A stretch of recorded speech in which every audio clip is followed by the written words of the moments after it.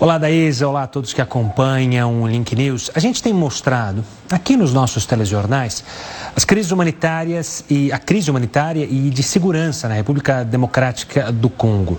O país tem sofrido nas últimas semanas com um novo surto de ebola. De acordo com o último levantamento, 91 pessoas morreram pela doença. E são mais de 500 casos registrados. Em Uganda, país vizinho, há um óbito confirmado e casos ativos da doença em monitoramento. Quando o assunto é segurança pública, a República Democrática do Congo também tem sofrido. Mais de 100 milícias armadas disputam o controle de territórios e provocam violência extrema que causam mortes e o deslocamento de milhões de civis. E para falar sobre a situação no Congo, a gente tem o prazer de conversar justamente com o general Ulisses de Mesquita Gomes, que é comandante das Forças de Missão de Estabilização da Organização das Nações Unidas na República Democrática do Congo. Está lá e vai conversar aqui com a gente. Antes de mais nada, general, muito obrigado pela participação aqui conosco, pela conversa, para situar com o trocadilho, todo o momento que o Congo vive. Boa tarde, Gustavo, telespectadores da Record News. É um prazer falar um pouco sobre a situação que a gente passa hoje aqui no Congo, da missão e também da crise que estamos enfrentando com o vírus ebola novamente no país. General, eu queria começar justamente pedindo para você situar aos nossos telespectadores e a nós aqui, como é que funciona essa missão, qual é o papel também dos militares brasileiros aí e o papel de vocês, principalmente o seu, no comando dessa missão, que além de lidar então com essa guerra civil, essas milícias, também lida agora com uma crise sanitária. Muito obrigado, Gustavo.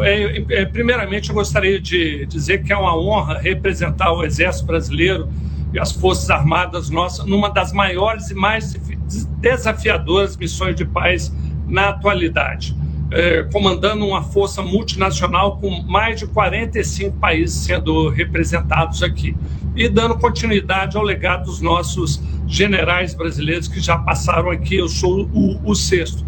Para que os telespectadores entendam a situação do Congo, é importante eu fazer uma ambientação do que acontece no país, né? E como é o país atualmente. Então, a República Democrática do Congo é a segunda maior país da África e possui a segunda maior floresta tropical do mundo, uma rede precária de estrada. O país é rico em recursos minerais, possui uma população de 110 milhões de habitantes em torno, um dos piores índices de desenvolvimento humano, uma taxa de mortalidade altíssima. O país no ranking do mundial, ele é o 191 de 193 países e com vários índices de criminalidade altíssimo, assassinatos, casos de exploração sexual, recrutamento de criança pelos grupos armados, onde a gente possui mais de 100 grupos armados, você já falou, e cerca de 7 milhões de deslocados. O país ele possui duas províncias do leste que são consideradas zonas de guerra, onde a gente se encontra, por isso elas estão em estado de sítio, governados inclusive por governadores militares, a província de Ituri e a província do Kivu do Norte.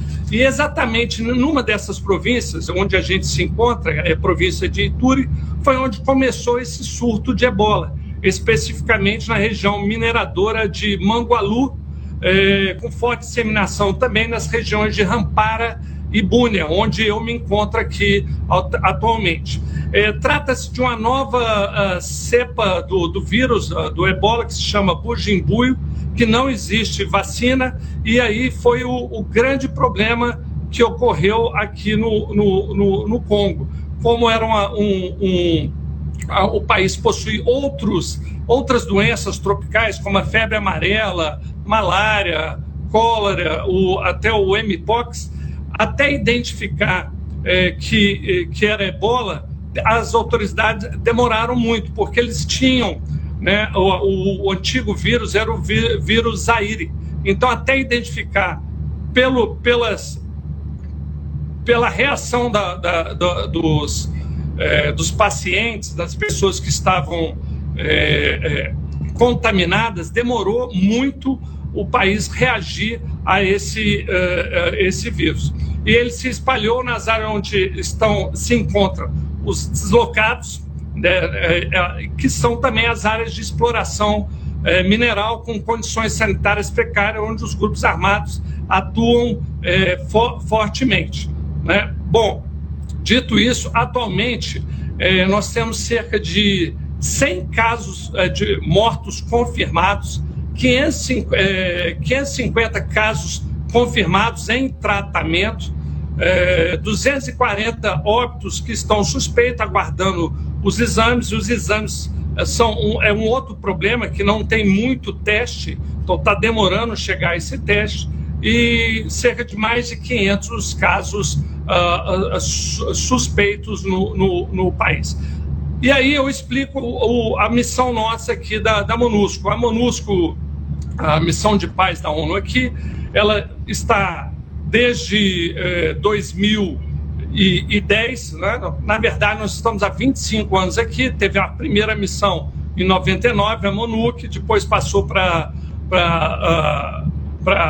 UNOC, depois para a MONUC em 2010, e a partir de 2010 tivemos a MONUSCO. É a mesma missão da ONU com nomes diferentes, né, para combater e estabilizar o país, combater os grupos armados e estabilizar o país. Então a gente está aqui para proteger os civis, basicamente ajudando as autoridades locais a proteger os civis. E com respeito ao Ebola, né, a nossa missão, ela hoje está de suporte logístico, né, às autoridades locais e à Organização Mundial da Saúde. Com transporte nós transportamos cerca de 25 toneladas até o presente momento, né, de medicamentos, materiais, equipamentos de proteção individual para as equipes tanto da OMS quanto a Cruz Vermelhas, Médicos Sem Fronteiras e outras organizações não governamentais que estão atuando no combate ao Ebola. Então, esse é o papel hoje da MONUSCO em apoio ao Ebola. Estamos também concedendo doando algumas viaturas para a OMS, equipes da OMS mais distantes, de forma a atender aquelas localidades isoladas que não se consegue chegar facilmente devido às condições das estradas que eu já falei. A rede é muito precária. Temos também um helicóptero à disposição para fazer a evacuação aeromédica quando necessária. General, então, hoje... Pois não. Eu queria entender, como o senhor bem mencionou, a atuação de milícias armadas e como tem sido nesse momento da logística que vocês têm ajudado. Há um trabalho para levar justamente esses equipamentos que você mencionou para ajudar a conter o Ebola. Essas milícias chegaram a dar uma trégua em algum momento para a atuação de vocês, ou ainda há o risco de vocês sofrerem ataques em aldeias que precisam de acolhimento, de ajuda? Como tem sido isso aí nesses últimos dias?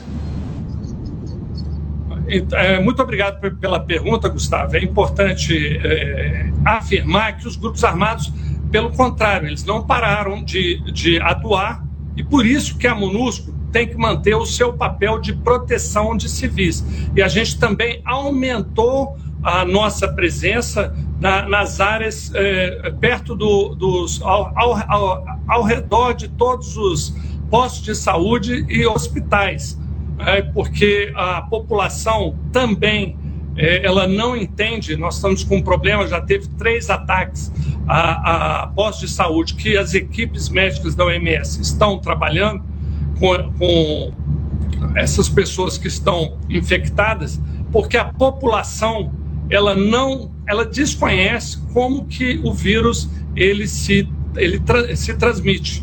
Então a gente já aumentou essa presença nossa e também estamos aumentando as nossas patrulhas nas áreas mais afetadas, porque os grupos armados entendem esse momento como uma oportunidade, né, para explorar a população, e eles pegam pessoas, crianças para ser soldados, né, ou também para trabalhar nas regiões mineradoras, que são ilegais. O país é muito rico em ouro, diamante, coltan, que é um minério que é utilizado para chips de celular e de computador. General, também queria entender se vocês, na hora, pelo que eu entendi, vocês auxiliam nessa logística de recebimento das doações de equipamentos médicos justamente da OMS. Os militares podem entrar nos postos de saúde, podem entrar nos hospitais, e há uma preocupação também com a tropa no sentido da saúde da própria tropa. Você citou o ebola, mas citou também outras doenças que acabam atingindo a região e, por conta de toda a dificuldade, imagino que também seja uma preocupação da tropa em manter os militares saudáveis para continuarem atuando. Sim, primeiramente, com respeito à parte logística, nós estamos realizando especialmente esse transporte aéreo de países que estão doando para a OMS. A gente faz esse transporte aéreo de outros países para a região, especialmente para a província de Ituri, né, aqui na capital da província, onde eu me encontro, Bunia, e daqui saem os comboios, a gente auxilia, né, na segurança desses comboios para chegar nessas regiões onde as equipes médicas da OMS estão trabalhando. Sim, para nós é mais um desafio, a gente entende que é mais um inimigo, porém a gente entende como soldado, né, que o risco ele é natural da profissão, a gente tem que continuar protegendo a população, porém seguindo o protocolo da Organização Mundial da Saúde com relação ao vírus ebola.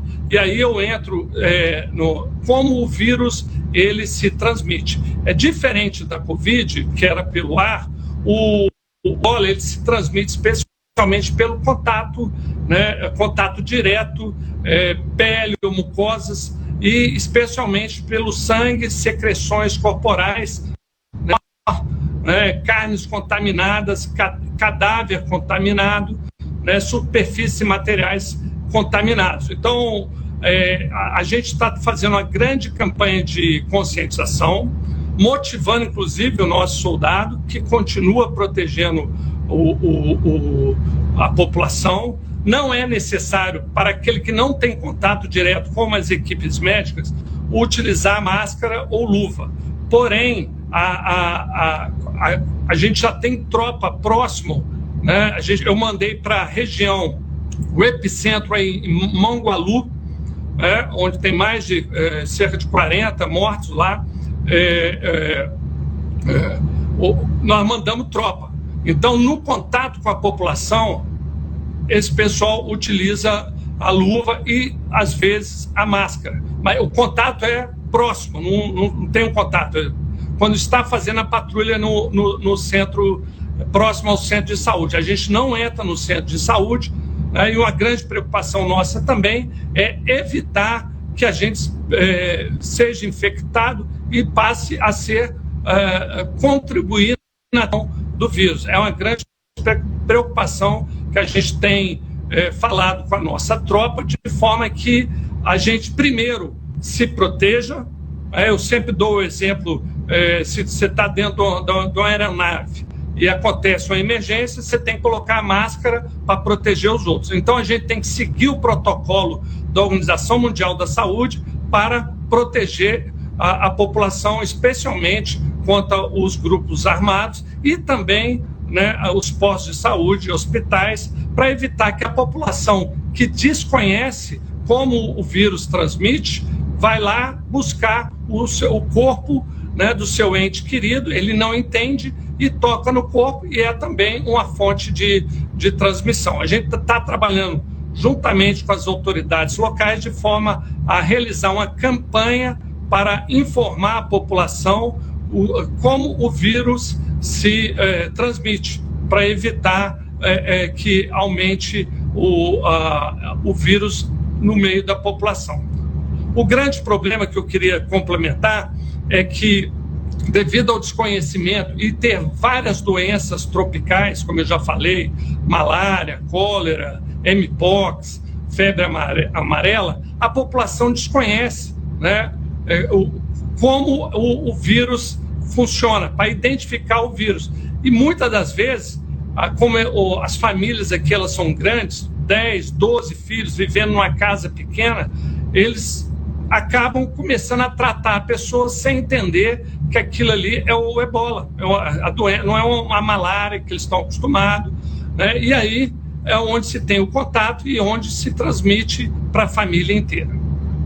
General, uma curiosidade, o senhor mencionou, né, uma força que conta aí com 45 países representados na MONUSCO.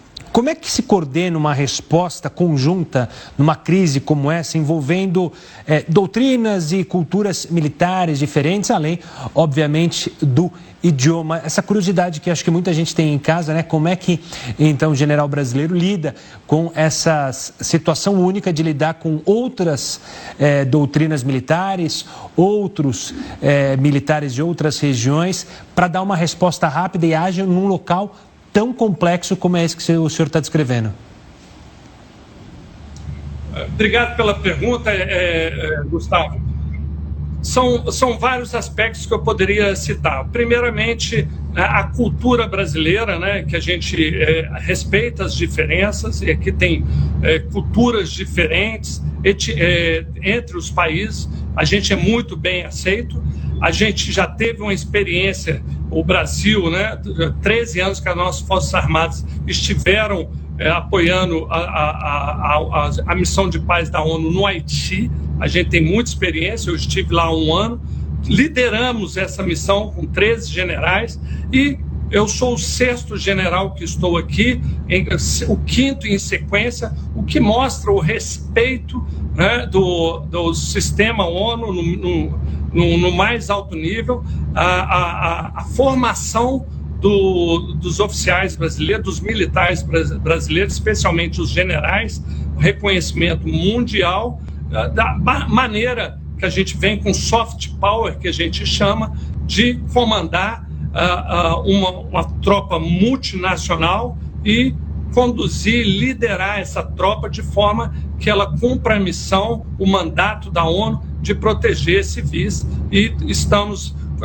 contribuindo para o desenvolvimento desse país de forma a deixar um legado como os outros generais brasileiros deixaram para este país. General, o senhor já está há algum período aí, o senhor poderia dizer que esse é a pior situação que o senhor está vivendo na região aí do Congo? Porque, como você mencionou, grupos, milícias estão se aproveitando desse momento para atuar mais firmemente aí nessa guerra que atinge o Congo já há bons anos e que já deixou inúmeras vítimas, milhões de vítimas. Esse é o pior momento da sua estadia aí no Congo? A gente pode dizer isso? Bom, Gustavo, é um outro desafio, né? Eu até gostaria de destacar que os generais brasileiros que estiveram aqui, cada um enfrentou um desafio, inclusive a Covid, né?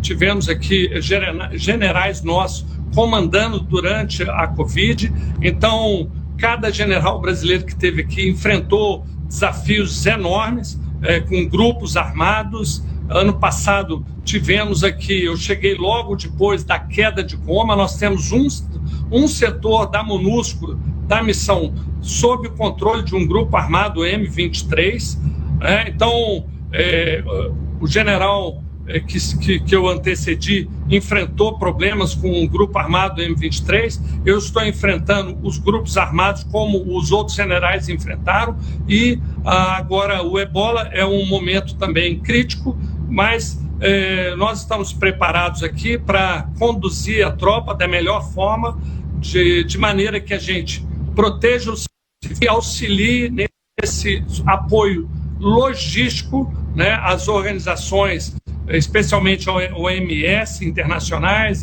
outra a Cruz Vermelha,